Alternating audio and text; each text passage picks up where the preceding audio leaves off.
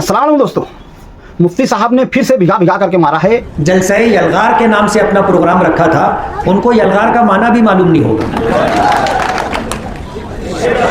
जो रसोई को रसवाई बोलता हो, जो पामाल को मापाल बोलता हो, जो सेटिंग को सेटिंग बोलता हो और जो लालच को लालूच बोलता हो,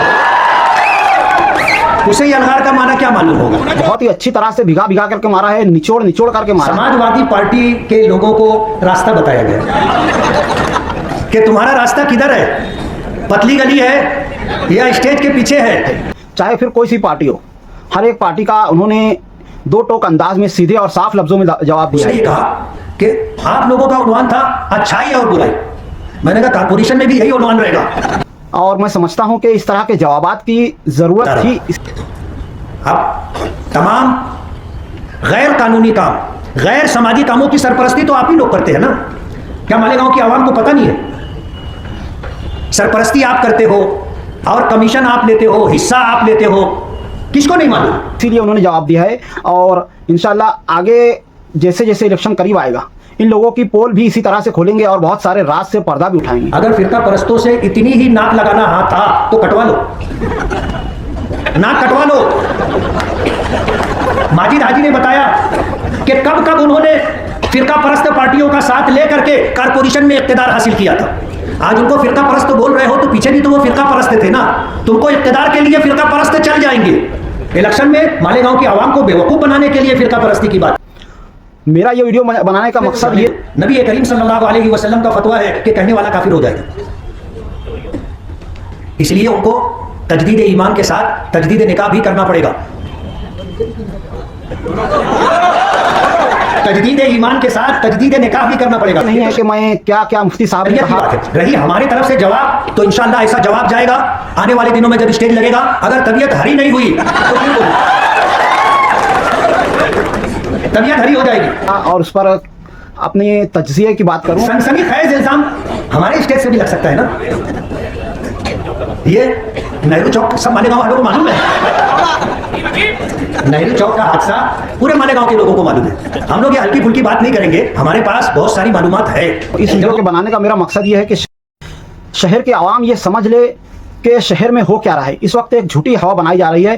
कोई भी ताल्लुक से जो है ये कहने की कोशिशें की जा रही है कि एमएलए साहब कहीं नजर नहीं आते हैं, और उसके अलावा दूसरी सियासी पार्टियां हर मामले में आगे रहती हैं। यानी किसी को भी कोई भी मसला दरपेश हो, दूसरी पार्टियां आगे आती हैं और उस मसले को सुलझा देती हैं, उस मसले को जड़ से ख़त्म कर देती हैं। पर मुफ्ती साहब ऐसा नहीं करते हैं। इस तरह की जो झूठी हवा बनाई जा रही है, मैं चाहता हूँ कि शहर के आवाम से जो है ये जो अंधभक्ति की पट्टी है इसको हटा सकूँ। क्योंकि इस वक्त आप लोगों को तज्जिया करना होगा, आप लोगों को गौर करना होगा कि पिछले 6-8 महीनों में क्या क्या हो रहा है, कौन कर रहा है, वो सब जाने दो। पर इन मसाइल के लिए जो लोग आगे आ रहे हैं वो उन मसाइल को ख़त्म नहीं कर रहे हैं। जो भी सियासी रहनुमा इस ताल्लुक से आगे आ रहे हैं और मुफ्ती साहब को बदनाम करके इन मसाइल में हाथ डाल रहे हैं, उन्होंने आज तक इस मसले को ख़त्म नहीं किया है। एक के बाद एक इस मसले को और ज़्यादा बढ़ाते चले जा रहे हैं और बढ़ाते ही चले जा रहे हैं। चाहे फिर वो रोड गटर का मामला हो, आप देख लें कि मुफ्ती साहब के अलावा जितने भी सियासी रहनुमा हो, उन्होंने अभी तक कहीं पर भी एक सिंगल रोड भी नहीं बनाई है, ना ही कहीं पर एक सिंगल गटर बनाई है, ना ही कहीं पर एक सिंगल अतिक्रमण वगैरह को साफ किया है। ये लोग जिस भी मसले में हाथ डालते हैं उस मसले को वो लोग बाकी रखते हैं ताकि उस पर सियासत की जाए। क्योंकि जाहिर है अगर वो मसला ख़त्म हो गया तो फिर किस बात पर ये लोग सियासत करेंगे। इनका काम शहर की तकालीफ को ख़त्म करना नहीं है। ये लोग शहर की तकालीफ को हाथ में लेते हैं ये कहने के लिए कि हम इसको ख़त्म करेंगे, और इस तकलीफ को वो इस तरह से बढ़ाते चले जाते हैं कि मामला मालेगांव से निकल करके पूरे महाराष्ट्र में गूंजता है और इसके अलावा सुप्रीम कोर्ट का तक भी जा सकता है। आप लोगों को समझना होगा कि जो इस मामले में फंसे हुए हैं, ज़रा अपने आप पर गौर कीजिए कि कैसे आप नहीं छुट पा रहे हैं। एक मर्डर करने वाला जो है 4 से 5 दिन में छूट जा रहा है, पर आप अभी तक क्यों नहीं छुट पाए? आपकी अभी तक जमानतें तक नहीं हो पाई, और इसके ताल्लुक से जो है बड़ी बड़ी बातें की जा रही है, और आप लोग अभी तक उन्हीं मसले में हैरान हैं। ज़रा ठंडे दिमाग से गौर कीजिए कि जो दूसरे सियासी रहनुमा हैं जिन्होंने आपके मसाइल को अपने हाथों में लिया है, वो किस तरह से इन मसाइल पर सियासत करते जा रहे हैं, आपके मसले को बढ़ावा देते जा रहे हैं। आपको समझना होगा ये चीज़ उसी वक्त ख़त्म हो सकती है जब हम कारपोरेशन में मुफ्ती साहब को जितवा करके ला लें और उन बाकी सियासी रहनुमाओं को ये एहसास हो जाए कि अब आइंदा 10 साल तक हमारी दाल गलने वाली नहीं है और हम जो मसाइल को बढ़ा करके सियासत करते थे, अब ये सब नहीं चलेगा। ये सब पिछले 30 सालों में चल रहा था, 90 के दशकों में चल रहा था, अब ये सब नहीं चलेगा। अब अगर उनको जीत कर आना है तो काम करना ही होगा। अगर जितने भी मालेगांव के मुसलमान हैं, जितने भी मालेगांव के इंसान हैं, वो ये चाहते हैं कि शहर से मसाइल का खात्मा हो, चाहे कोई भी मसाइल आ रहे हैं। कोई एक सिंगल मसले की बात नहीं कर रहा हूँ, आप लोग अच्छी तरह से समझ रहे हैं मैं किस किस मसले की बात कर रहा हूँ। हर उस मसले को अगर आप ख़त्म करना चाहते हो तो आपको जो है कारपोरेशन में मुफ्ती साहब को जितवा करके लाना ही होगा ताकि ये मसाइल ख़त्म हो सकें। और अगर आप उसके अलावा किसी भी पार्टी को वोट देते हैं, वोट करते हैं या फिर उनको जिताने की कोशिश करते हैं तो समझ लीजिए आपके मसाइल कभी ख़त्म नहीं होंगे। यहाँ पर मसला जो है सिर्फ और सिर्फ कुछ लोगों का नहीं है, पूरे शहर को टारगेट किया जा रहा है। और यहाँ से नहीं किया जा रहा है, दिल्ली सरकार से किया जा रहा है। और बहुत सारी ऐसी सियासी पार्टियां हैं जो इन फिरका परस्त पार्टियों के साथ मिल करके आपके मसाइल को बढ़ा करके आपके ऊपर एनआरसी थोपने की कोशिशें कर रही हैं, आपके ऊपर एसआईआर लागू करने की कोशिशें कर रही हैं, आपको रोहिंग्या और बांग्लादेश का साबित करने की कोशिशें कर रही हैं। जाहिर है हम और आप जो है यहीं के हैं, तो हम ये समझते हैं कि हमें डरने की ज़रूरत नहीं है।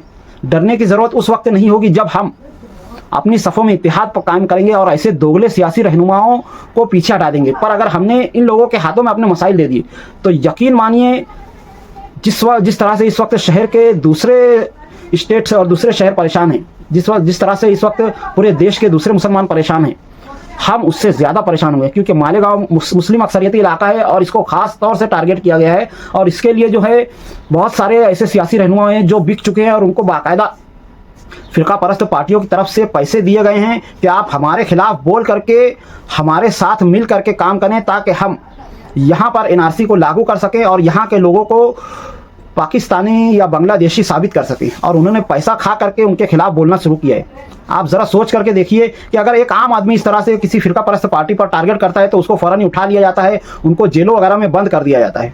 कोई आम आदमी अगर इस तरह की बातें करे कि हम वंदे मातरम नहीं कहेंगे, हम ये नहीं कहेंगे, हम नहीं कहेंगे, तो उसको फ़ौरन ही पुलिस उठा लेती है और उस पर मुख्तलिफ केसेस वगैरह डाल दिए जाते हैं। पर बहुत सारे ऐसे सियासी रहनुमा जब इस तरह की बातें करते हैं तो इन पर कोई भी कार्रवाई नहीं की जाती है, क्योंकि इनको बाकायदा फिरका परस्त ताकतों की तरफ से सपोर्ट किया जा रहा है और उनको उकसाया जा रहा है कि आप इस तरह की बातें उछालिए ताकि शहर के लोगों को ये लगे कि आप उनके खिलाफ हैं और उसके बाद वो अपनी साजिशों में कामयाब हो सकें।